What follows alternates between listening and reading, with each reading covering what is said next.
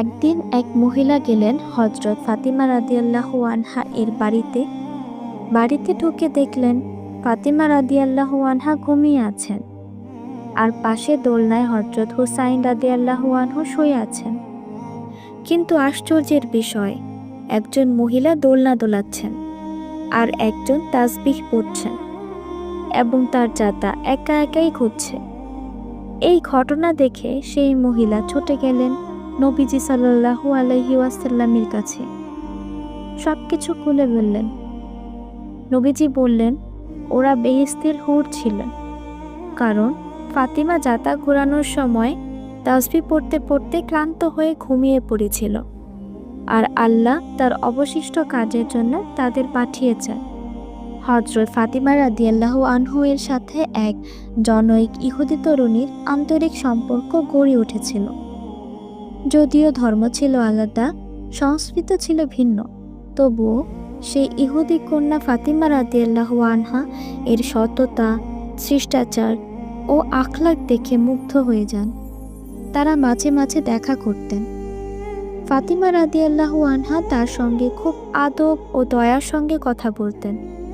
ইসলামের কোনো দাওয়াত বা ধর্মীয় জোর না থাকলেও তার আচরণ ছিল এমন যা অন্য ধর্মাবলম্বীদের হৃদয়েও দাগ কাটত। একদিন সে ইহুদি তরুণীর পিতা তাকে ডেকে বললেন, কন্যা, আমি তোমার জন্য একটি উপযুক্ত পাত্র ঠিক করেছি। সে একজন ধনী ও প্রভাবশালী ইহুদি বংশের সদস্য। এই বিয়েতে আমাদের পরিবারের সম্মান আরও বাড়বে। তরুণী চুপ করে শুনল। তিনি বিনয়ের সঙ্গে বললেন, বাবা, এই বিয়ের আগে আমি আমার এক বান্ধবীর সঙ্গে পরামর্শ করতে চাই। তখনই তিনি ফাতিমা রাদিয়াল্লাহু আনহা এর নিকটে আসে এবং প্রশ্ন করে। তিনি বললেন, ফাতিমা, তুমি জানো আমার বাবা আমাকে একজন ধনী ইহুদি ছেলের সাথে বিয়ের প্রস্তাব দিয়েছেন, কিন্তু আমি এখন সিদ্ধান্তহীনতায় ভুগছি। তুমি আমাকে এই পরিস্থিতি থেকে রক্ষা করো। হযরত ফাতিমা রাদিয়াল্লাহু আনহা বললেন, বোন, কখনোই পিতামাতা সন্তানের অমঙ্গল চায় না, এবং তোমার পিতাও তার ব্যতিক্রম নয়। আর আমাদের উচিত পিতামাতার কথা শোনা, তাদের কথা সম্মান রাখা। তখন সেই ইহুদি তরুণীটি বলে উঠল, প্রিয় ফাতেমা, আমি আমার উত্তর পেয়ে গেছি। আর আমি এটাও তোমাকে বলতে চাই যে আমার বিবাহের সর্বপ্রথম দাওয়াত আমি তোমাকে দিলাম। তোমাকে আমার বিবাহে আসতে হবে। তখন ফাতেমা বলল, বোন, আমি তো অত্যন্ত গরিব, আমি কি করে তোমার বিবাহে যাব? তোমার পিতা কি এটা মেনে নেবে? ইহুদি তরুণী বলে, আমি আমার পিতার সাথে কথা বলবো। এবং এই কথা বলে সেই ইহুদি তরুণীটি সেখান থেকে চলে যায়। বাড়ি গিয়ে পিতার কাছে বললে তার পিতা বলে, তারা অত্যন্ত গরিব, আর এই বিবাহে অনেক বড় বড় ধনী আগমন হবে। তবে যদি ফাতেমা আসতে চায়, তাকে অবশ্যই নতুন এবং দামি কাপড় পরিধান করে আসতে হবে। ইহুদি তরুণী তার পিতার কথা শোনে। তখনই হযরত ফাতিমা রাদিয়াল্লাহু আনহা এর কাছে গিয়ে বলে। হযরত ফাতিমা রাদিয়াল্লাহু আনহা বলে, আমি এত দামি বস্তু কোথায় পাবো? তখন ইহুদি তরুণী বলে, বোন, তুমি চাইলে তোমার রব তার ব্যবস্থা করে দিবে। এটুকু বিশ্বাস আমার আছে। আমি চাই তুমি আসো। সেই কথা বলে ইহুদি তরুণী সেখান থেকে চলে যায়, এবং হযরত ফাতিমা রাদিয়াল্লাহু আনহা এর মন খুব খারাপ হয়ে যায়। সে ভেবে পায় না এখন সে কি করবে। একসময় সে মহান রাব্বুল আলামিনের দরবারে বলতে শুরু করে, হে রব, এখন আমি কি করব? হঠাৎ লক্ষ্য করলেন তার সামনে একটি ব্যাগ রাখা। নির্জনে ও নীরবে যেন কেউ রেখে গেছে এই ব্যাগটি। আশ্চর্য হয়ে ফাতিমা রাদিয়াল্লাহু আনহা ধীরে ধীরে ব্যাগটি খুললেন। ভিতরে চোখ রাখতেই দেখতে পেলেন একটি নতুন পোশাক। কিন্তু এটি কোনো সাধারণ পোশাক নয়, বরং দারুণ নকশা করা, মূল্যবান কাপড়ের তৈরি এক অসাধারণ পোশাক। ফাতিমা রাদিয়াল্লাহু আনহা কিছুটা বিস্মিত হলেও মুখে একটি স্নিগ্ধ হাসি ফুটে উঠলেন। ফাতিমা রাদিয়াল্লাহু আনহা সেই পোশাক পরিধান করে বান্ধবীর বিবাহ অনুষ্ঠানে উপস্থিত হলেন। সেদিনের অনুষ্ঠানে বহু প্রভাবশালী ইহুদি পরিবার ও বিশিষ্ট অতিথিরা উপস্থিত ছিলেন। কিন্তু যখন ফাতিমা রাদিয়াল্লাহু আনহা সেখানে প্রবেশ করলেন, সবার দৃষ্টি যেন তার দিকে আটকে গেল। কারণ তার পরনে থাকা পোশাকটি ছিল এতটাই মনোমুগ্ধকর, রুচিশীল ও আভিজাত্যপূর্ণ, যা অন্য কারো পরনে ছিল না।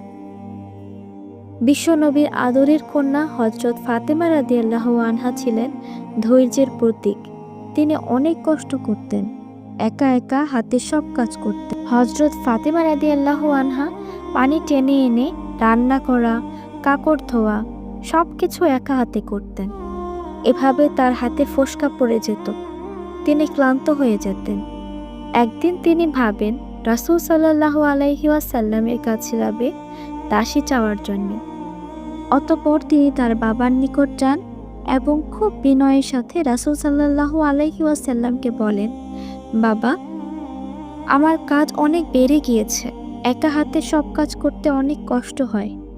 বিনয়ের স্বরে মাথা নিচু করে বললেন, যুদ্ধক্ষেত্র থেকে তো অনেক দাসী এসেছে, যদি একজন দাসী দিতেন। নবী করিম সাল্লাল্লাহু আলাইহি ওয়াসাল্লাম হযরত ফাতিমা রাদিয়াল্লাহু আনহা এর হাত ধরে বললেন, মা ফাতিমা, আমি তোমাকে এমন কিছু শেখাবো যা শুধু তোমাকে না, সমস্ত উম্মতের মায়েরাও শিখবে। এই কথা বলে তিনি তাকে সবসময় ধৈর্য ধরতে বলেন এবং তাকে ঘুমানোর আগে 3টি জিকির শিখিয়ে দেন।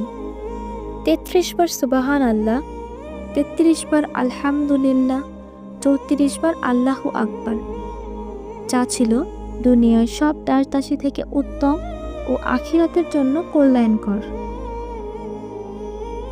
এক রমজান মাস হযরত ফাতিমা রাদিয়াল্লাহু আনহা, হযরত আলী রাদিয়াল্লাহু আনহু, হাসান হুসাইন সহ সকলে রোজা রেখেছে। বিকেল বেলায় ফাতিমা রাদিয়াল্লাহু আনহা ইফতারির আয়োজন শুরু করলেন। তিনি দেখলেন ঘরে কিছু আটা আছে, সেগুলো দিয়ে তিনি 4টি রুটি বানালেন। ইফতারের সময় হলো। মাগরিবের আজান শোনা মাত্রই পরিবারের সকলে ইফতার করতে বসলেন। হযরত আলী রাদিয়াল্লাহু আনহু হাসান হুসাইনের তাদের জন্য বরাদ্দ 1টি করে রুটি খেতে শুরু করলেন। তখন হযরত আলী রাদিয়াল্লাহু আনহু দেখলেন ফাতিমা তার জন্য রাখা রুটির অর্ধেকটা রেখে দিচ্ছে। তখন কৌতূহল হয়ে তিনি তাকে জিজ্ঞাসা করলেন, বিবি ফাতেমা, তুমি অর্ধেক রুটি রেখে দিচ্ছ কেন? হযরত ফাতেমা রাদিয়াল্লাহু আনহা নরম সুরে উত্তর দিলেন, আমার বাবার কথা খুব মনে পড়ছে, জানি না তিনি কি দিয়ে ইফতার করছেন, অর্ধেক রুটি বাবার জন্য নিয়ে যাব। অতঃপর হযরত ফাতেমা রাদিয়াল্লাহু আনহা তার বাবার নিকট গেলেন। তখন নবী করিম সাল্লাল্লাহু আলাইহি ওয়াসাল্লাম মসজিদে ছিলেন। বাড়িতে এসে হঠাৎ মেয়েকে দেখতে পেয়ে অবাক হয়ে জিজ্ঞাসা করলেন, মা ফাতেমা, তুমি এই সময় এখানে? ফাতেমা রাদিয়াল্লাহু আনহা উত্তরে বললেন, বাবা, ইফতারে রুটি খাওয়ার সময় আপনার কথা অনেক মনে পড়েছিল। আপনি কি দিয়ে ইফতার করেন আমি তো জানি না, তাই আপনার জন্য অর্ধেক রুটি নিয়ে এসেছি। এই কথা শুনে আমাদের প্রিয় নবী হযরত মুহাম্মদ সাল্লাল্লাহু আলাইহি ওয়াসাল্লাম এর 2 চোখ বেয়ে পানি পড়ে।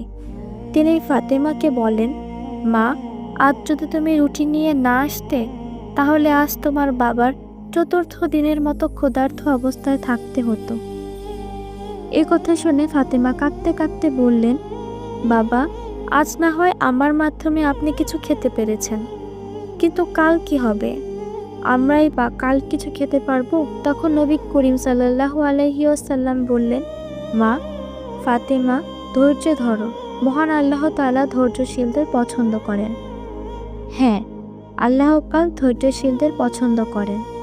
তিনি আমাদেরকে কঠিন পরিস্থিতির মাধ্যমে বিভিন্নভাবে ধৈর্যের পরীক্ষা নেন। তাই আমাদের উচিত বিপদে আল্লাহর উপর নিরাশ না হয়ে ধৈর্য ধারণ করা। ধন্যবাদ আমাদের সাথে থাকার জন্য। ভিডিওটি ভালো লাগলে অবশ্যই কমেন্টে জানাবেন এবং এমন আরও নতুন নতুন ভিডিও পেতে আমাদের চ্যানেলটি সাবস্ক্রাইব করে রাখুন।